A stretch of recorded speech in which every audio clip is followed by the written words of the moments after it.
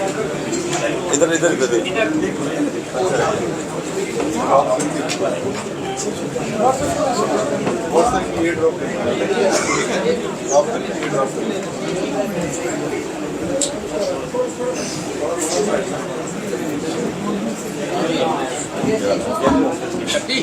शक्ति जी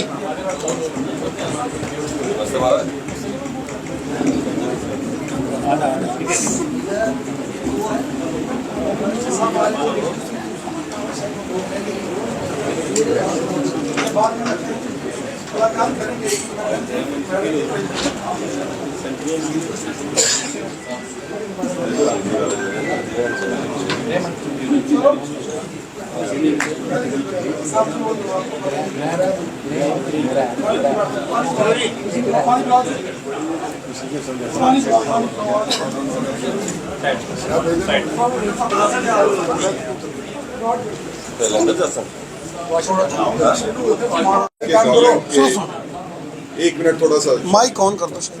mic on. एक विस्तृत कार्यक्रम 9 साल बेमिसाल, उसके तहत हर पार्लियामेंट्री कॉन्स्टिट्यूएंसी में एक बड़े नेता जो हैं वो आके मीडिया के साथ इंटरेक्शन भी, प्रेस कॉन्फ्रेंस भी, और बताएं कि 9 साल में जो है हमने कितने अच्छे काम किए हैं, हमारा आगे विजन कितना है। और हमारे लिए बड़ी आज इज्जत की और गर्व की बात है कि हमारे बीच में श्री अर्जुन राम मेघवाल जी, कानून मंत्री भारत गवर्नमेंट में, इंडिपेंडेंट चार्ज पार्लियामेंट्री अफेयर्स के मंत्री हैं, कल्चर मिनिस्टर हैं, आज हमारे बीच में हैं। इसके बारे में चर्चा करने के लिए कि 9 साल तक पार्टी ने कितने काम किए, कितने बेहतरीन काम किए, जो 7 दशक से भारत को जिन कामों की ज़रूरत थी जो नहीं हो पाए, वो मोदी जी ने आने के बाद जो है वो काम किए। अर्जुन राम मेघवाल जी मेंबर पार्लियामेंट पहली बार 2009 में बने, उसके बाद जो है रिपीट हुए, लगातार जीतते हुए आ रहे हैं। पहले IAS ऑफिसर थे, the intellectual face of Bharatiya Janata Party. In Arjun Ram Meghwal ji you can see the image of Shastri ji, simplicity of Shastri ji and effectiveness of Sardar Patel. He is the new face of the government handling the law ministry, a very important ministry. इस मुश्किल वक्त में मैं request करूँगा मंत्री जी से कि वो प्रेस कॉन्फ्रेंस को एड्रेस करें। मंत्री जी के एड्रेस करने के बाद वी विल टेक क्वेश्चंस, लेकिन क्वेश्चन जो है वो एक एक करके पूछें, और जिन्होंने क्वेश्चन पूछना है वो पहले अपना नाम बता दें और उसके बाद जो है क्वेश्चन को संक्षिप्त रखें। पहले तो मैं माफ़ी चाहता हूं कि मैं थोड़ा लेट आया। हम रविंद्र रैना जी कह रहे थे रैना जी से मिलकर लेट हो रहे हैं। प्रेस में लेट नहीं होना चाहिए, लेकिन आउटरीच प्रोग्राम रविंद्र जी करा रहे थे 1-2 जगह, उसमें लेट हो गए। कुछ रास्ते का विषय भी रहा। देखिए, ये जो 9 साल है, इस पे हम आपको कुछ चीज़ें ऐसी बताना चाह रहे हैं जिसमें आपको लगेगा कि कुछ नया है। वैसे तो हमने 3 शब्द दिए हैं आपको: सेवा, सुशासन और गरीब कल्याण। ये हमारे सेक्टर हैं। अब आप देखेंगे कि योजनाएं पहले थी और मोदी जी ने आकर के क्या किया, इस पे मैं आपको थोड़ा सा प्रकाश डाल रहा हूँ। ऐसा नहीं है कि योजनाएं पहले थी नहीं, योजनाएं थी, लेकिन मोदी जी ने सोचा कि इनकी रफ्तार बहुत धीमी है, इससे चलेंगे तो हम गरीब कल्याण का हमारा जो सपना है वो पूरा नहीं कर पाएंगे। तो मैं 1-2 उदाहरण दूंगा आपको। जैसे कच्चा कृषि का मकान है, उसके पक्के मकान बनाने की एक योजना मोदी जी से पहले थी, उसका नाम था इंदिरा आवास। देश में एक ग्राम पंचायत में 1 या 2 टारगेट होते थे। शुरुआती दौर पे 17,000 से शुरू किया, 25,000 तक चले, फिर उसकी राशि को 50,000 तक ले गए, लेकिन उसमें 7,000 रुपये वो रखा कि पेड़ लगाएंगे, नाली साफ रखेंगे। कुछ पहाड़ी राज्यों में उसमें राशि का थोड़ा फर्क भी था, लेकिन टारगेट क्या, एक ग्राम पंचायत में 1 और 2,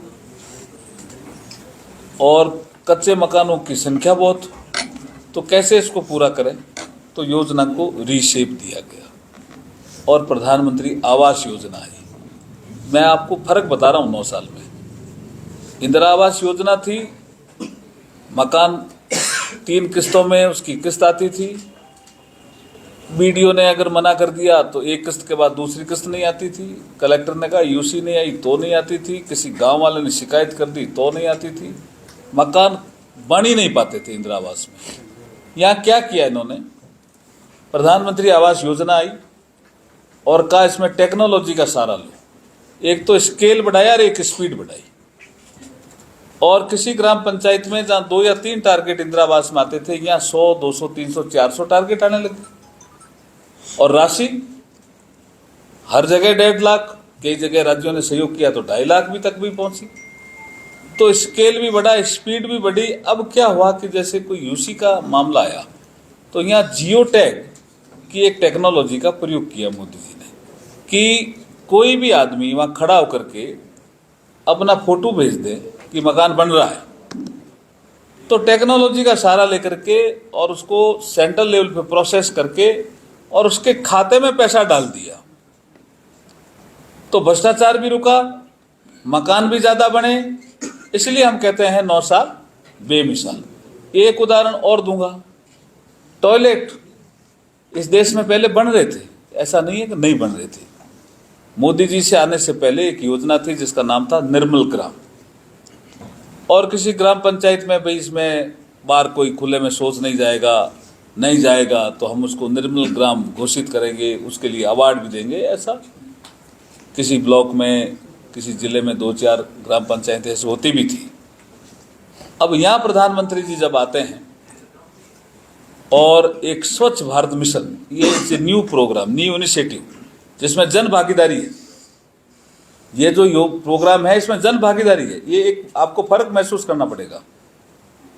एम्बेसडर स्वच्छ भारत मिशन के बनाए, उनको जोड़ा और खुद महर्षि वाल्मीकि मंदिर में, ये पहले प्रधानमंत्री हैं जी, आप पहले भी देख लेना, खुद दिल्ली में महर्षि वाल्मीकि मंदिर में जाकर के झाड़ू उठाते हैं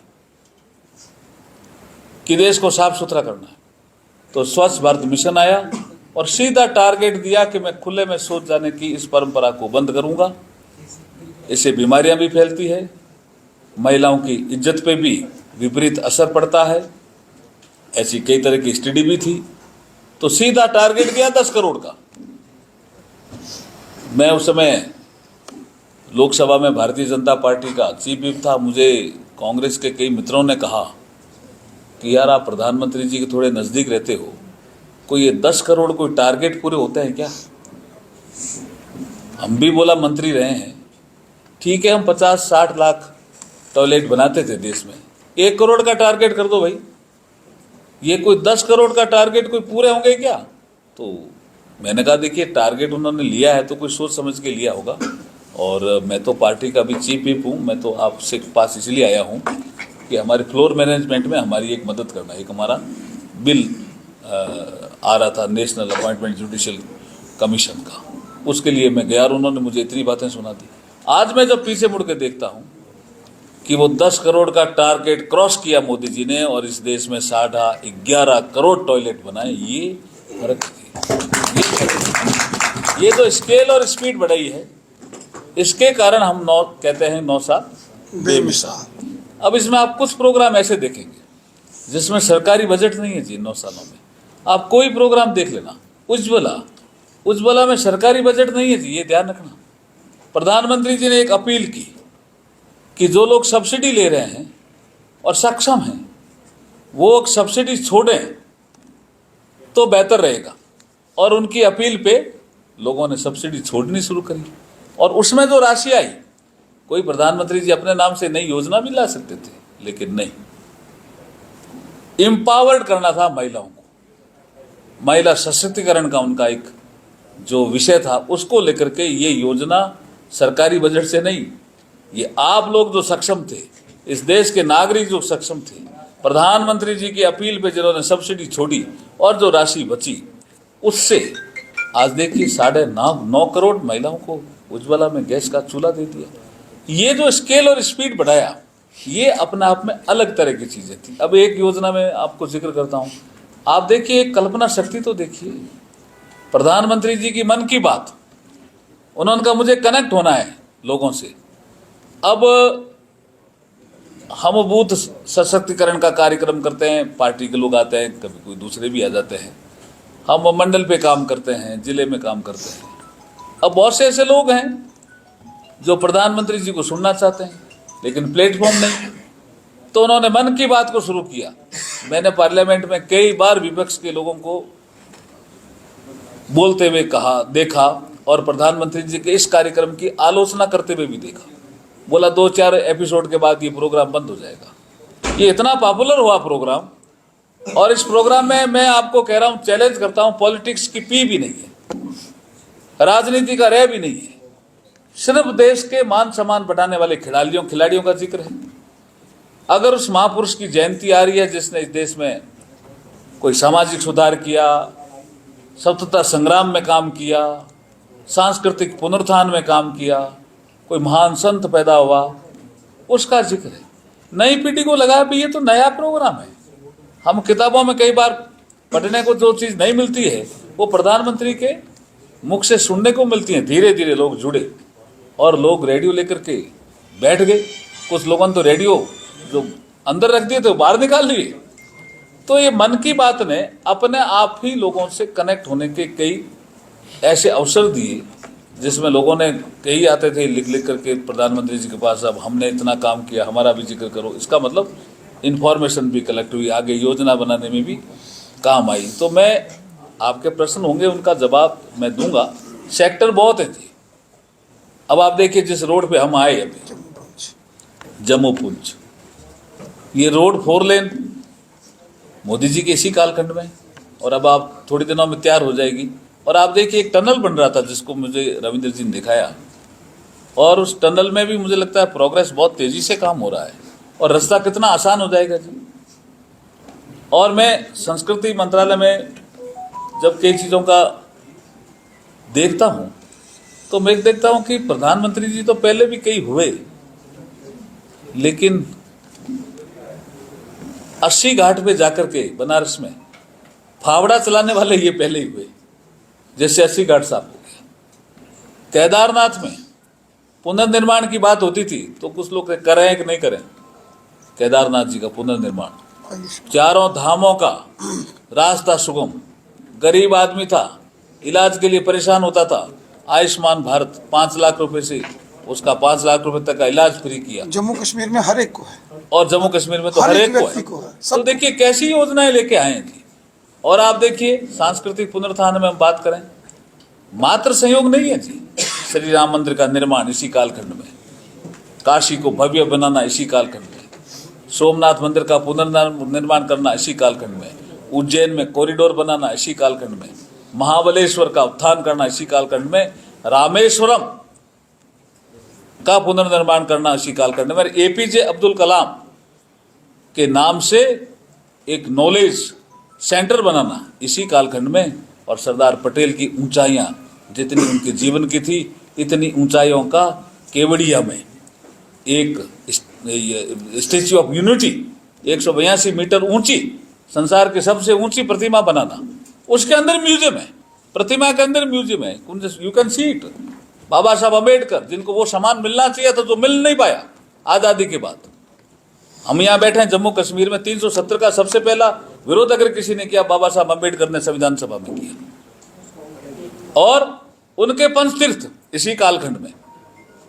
और जम्मू कश्मीर में भी 370 धारा को समाप्त करके जम्मू कश्मीर को मुख्य धारा में जोड़ने का काम भी अगर हुआ तो इसी कालखंड में हुआ। ये ऐसे 9 साल बेमिसाल।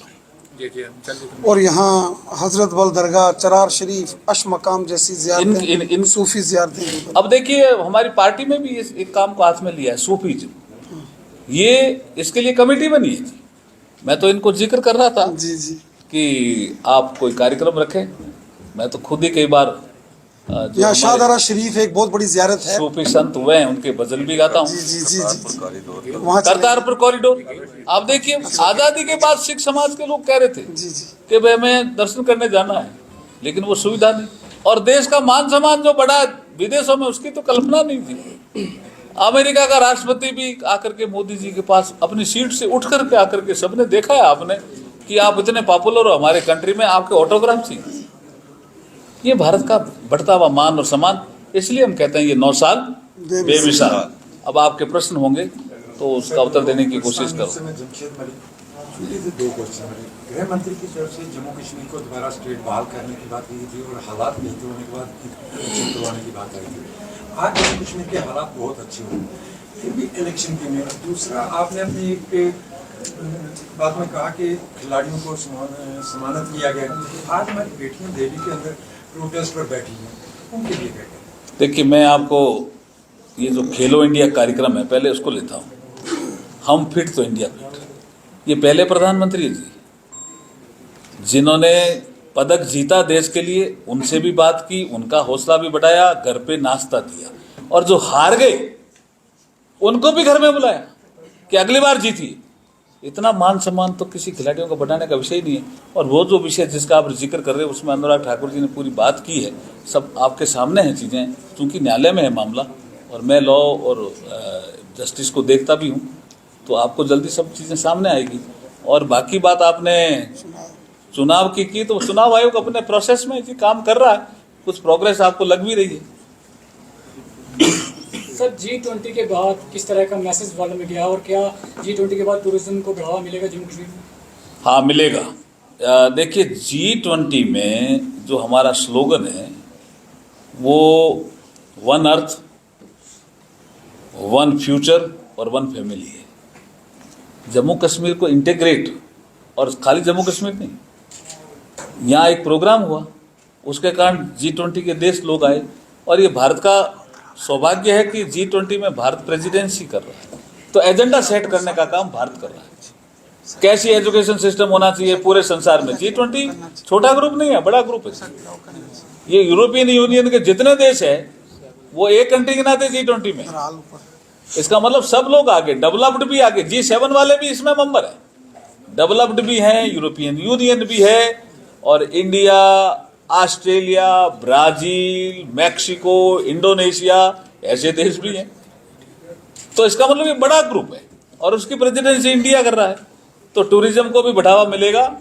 और मुझे लगता है कि टूरिज्म जैसे जैसे बढ़ेगा तो जम्मू कश्मीर के लोगों को रोजगार के अवसर भी ज़्यादा मिलेंगे, और भारत के नक्शे पे भी और संसार के नक्शे पे भी जम्मू कश्मीर टूरिस्ट हब बन करके उभरेगा। सर, आतंकवाद को लेकर जम्मू और जोरी पूंछ में वारदातें हुई हैं, पिछले कुछ महीनों से लगातार 2-3 इंसिडेंट हो चुके हैं। किस तरह से आप आतंकवादी फैमिली से भी मिले हैं जिनके बच्चे खोए हैं, क्या कहेंगे आतंकवाद से निपटने के लिए किस तरह की स्ट्रेटजी है, खासकर राजौरी पूंछ में जो हालत खराब हुई है? देखिए, इस 9 सालों में आंतरिक सुरक्षा ये हमारी सर्वोच्च प्राथमिकता रही, और बाह्य सुरक्षा ये भी हमारी सर्वोच्च प्राथमिकता में रही। यही 9 साल है। इसी 9 साल में सर्जिकल स्ट्राइक, एयर स्ट्राइक, अभिनंदन का विषय भी इधर ही का ही है। तो इतना तरीके से अगर हैंडल किया तो इसी सरकार ने किया है। इसलिए जो पीड़ित पक्ष है उसको जरूर हम सहायता पहुंचाएंगे, लेकिन आतंकवादियों को भी सख्त संदेश इसी सरकार ने दिया। सर, मैं सुमित भार्गव, पीटीआई से 2 सवाल रहेंगे सर। सबसे पहले आपने एक्सटर्नल सिक्योरिटी की बात की, कुछ इमेजेस आई हैं, सैटेलाइट इमेजेस, जिसमें ये देखा गया है कि चाइना ने एलओसी पे काफ़ी ज़्यादा बिल्डअप किया है और आज ही नेशनल मीडिया में वो रिपोर्ट हुआ है। गवर्नमेंट ऑफ इंडिया किस तरह से उस थ्रेट को टैकल कर रही है? और दूसरा सवाल सर, आपने लोकसभा आदर्श योजना के तहत राजौरी का दौरा कुछ वक्त पहले किया था, कुछ एक चीज़ें आपके सामने लाई गई थी, जैसे 7 लेक्स को लेकर एक प्रोजेक्ट की, उसमें किस तरह की प्रोग्रेस गवर्नमेंट ऑफ इंडिया के लेवल पे?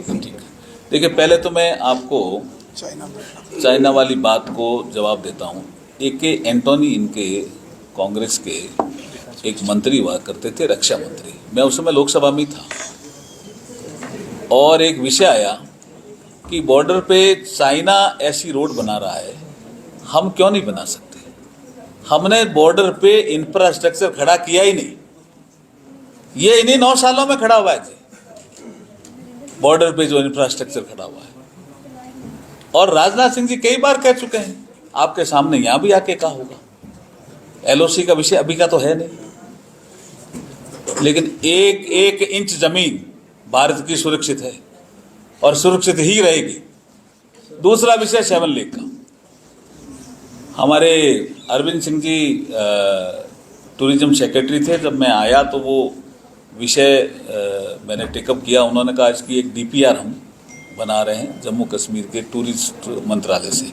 मुझे लगता है कि ये स्थान टूरिस्ट हब बन सकता है, तो मैं भी वापस जाकर के इसकी DPR की क्या प्रोग्रेस है आपको भी मैं बताऊंगा और आपको वापस आके बताऊं, क्योंकि ये तो टूरिस्ट हब बनने जैसा ही 7 लेक वाला एक प्राकृतिक सौंदर्य है। सर मेरा नाम अंकित जैसे, मैं KCTV से बिलोंग करता हूँ। मेरे 2 सवाल रहेंगे। पहला, G20 बड़ी चुनौती थी कश्मीर के अंदर होना, लेकिन उसे भी कामयाब बनाया गया। अब अमरनाथ यात्रा 1 जुलाई से शुरू होने जा रही है, किस तरह के सिक्योरिटी के बंदोबस्त यहाँ पे किए गए हैं ताकि श्रद्धालु जो है बिना डरे पिछले सालों के मुकाबले इस साल ज़्यादा आए? और मेरा दूसरा सवाल, विपक्ष जुडिशरी को भी कई सवालों के घेरे में लाता है, उनके लिए क्या मैसेज रहेगा? क्या विपक्ष जुडिशरी? विपक्ष जो है वो कई बार जुडिशरी के लिए भी कई सारी जो बातें करते हैं, उनके लिए क्या जवाब? देखिए, अमरनाथ यात्रा बहुत पवित्र यात्रा है, मैं तो खुद गया हुआ हूँ और इसको सब मिलजुल के करते हैं जी। घोड़े किसके हैं जी और बैठने वाला कौन है जी? और इस यात्रा का वैसे ही पवित्रता के साथ संबंध है और पवित्रता रखेंगे यहाँ के सब नागरिक, और बाकी जहाँ सिक्योरिटी का विषय सर्वोच्च प्राथमिकता यात्रियों के लिए की जाएगी। दूसरा विषय जो आपने कहा था जुडिशरी वाला, देखिए विपक्ष क्या कहता है ये मुझे पता नहीं है, लेकिन हमारा जो बड़ा विषय जुडिशरी और हमारे सिस्टम को लेकर के है, मैं as a new law minister बनने के बाद जो हमारे ध्यान में आ रहा है कि जो लंबित मामले हैं ये हमारे लिए चैलेंज है। अब ये करीब 5 करोड़ के आसपास पहुंच जाएंगे, उसको टच करेंगे। Subordinate court, high court, supreme court, जनता को न्याय जल्दी मिले, शीघ्र मिले, ये हमारी सर्वोच्च प्राथमिकता है।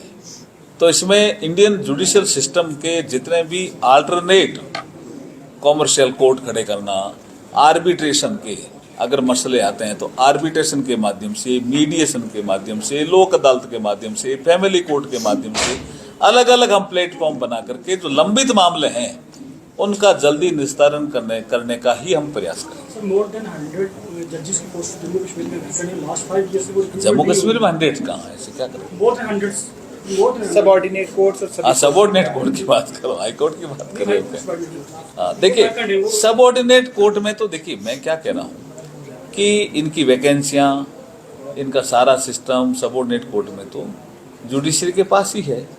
बाकी रही हाई कोर्ट और सुप्रीम कोर्ट में वैकेंसियाँ तो जितनी जल्दी होती है हम उतना जल्दी भर रहे हैं। आपने देखा होगा जब मैं आया तो पहले दिन तो सुप्रीम कोर्ट के जज अपॉइंट हुए और दूसरे दिन ही शपथ। सर मेरा एक ही सवाल और रहेगा, सिलेक्शन प्रोसेस चल रहा है। अच्छा, इसमें सिलेक्शन प्रोसेस चल रहा है, सबऑर्डिनेट में भी सिलेक्शन प्रोसेस चल रहा है। और जहाँ तक हम कोऑर्डिनेशन करके अगर 100 से ज़्यादा क्या एडीजे, अच्छा मुंशी मजिस्ट्रेट, सब जज, ऐसी निश्चित रूप से मैं इसको नोट लूँगा और मैं भी बात करूँगा। सर मेरा एक ही सवाल और रहेगा, इंडिविजुअल कैपेसिटी में कल को अगर आपको मौका मिलेगा कहीं किसी प्लेटफॉर्म पे खुलकर बात करने का, क्या आप जम्मू कश्मीर में जल्दी से जल्दी असेंबली इलेक्शंस करवाने की सिफारिश कर सकते हैं? वो चुनाव आयोग का काम है जी, वो सर सिफारिश, सजेशन वो अपना काम है, डिमांड रखते हैं। हम तो इनसे बात करेंगे, पहले चर्चा करेंगे। हम तैयार हैं, तैयार है, ठीक है। चुनाव आयोग फैसला करे, हम तैयार हैं। सर 2014 है। देखिए जिस तरह की परिस्थितियां हैं, 2 विषय आपने कहा नहीं, लेकिन विपक्ष लोकसभा में रोज कहता है। सर एक सवाल, आखिरी सवाल। एक मिनट इनका दे दूं मैं। इन 9 सालों में जिन तरह की परिस्थितियां बनी, महंगाई को भी नियंत्रण में रखा, रशिया और यूक्रेन दोनों भारत के पक्ष में जी। क्या डिप्लोमेसी है जी, जिसके कारण ईंधन के दाम भी नहीं बढ़े, और जितने रोजगार के अवसर विकसित इस समय हुए हैं, आप देखिए कई सेक्टर में हुए हैं जी। आप देखिए नए सेक्टर बहुत आए, लेकिन उसकी वो विपक्ष बोलता नहीं है। जैसे इलेक्ट्रिक व्हीकल है, मैं तो आपको यही कहता है राजौरी में आपके स्कूटर मोटरसाइकिल जो बिजली से चलने वाले नहीं आगे गए यहाँ, कई तरह के सेक्टर खुले हैं जी, बैटरी चार्जेज अलग है, इलेक्ट्रिक व्हीकल अलग है, इंडस्ट्री 4.0 अलग एक इंडस्ट्री पॉलिसी बन के आ रही है। PLI में कितने ही लोगों को रोजगार के अवसर मिले हैं। Sir, will be last question. Thank you. 2014 में यहाँ के लोगों से एक वादा किया गया था कि राजौरी पुंछ को रेलवे लाइन से जोड़ा जाएगा। राजौरी की सड़कों की डेवलपमेंट या हाईवे की डेवलपमेंट बहुत ज्यादा देख रहे हैं। हम लोग ही कहते थे 2014 में जो पार्टी राजौरी की पुंछ के तरफ से लोगों के साथ रेलवे लाइन का वादा किया था, उसके इंतजार में आज अंडर कंसिडरेशन रेलवे का विषय जैसे मुझे बताया गया, मैं चेक करूंगा, लेकिन अंडर कंसिडरेशन है। लेकिन नई रेल बनवानी थी या कोई प्रोजेक्ट? नहीं। हाँ, तो वो तो देखिए हमारे ना आरत का विषय रहता है ना। सर आखिरी सवाल है सर, रेफ्यूजी तबके को जहां भाजपा मैं भी कम्युनिकेट करूंगा जी। सुनिए आपकी बात को कम्युनिकेट करूंगा, रेल मंत्री जी से बात करूंगा।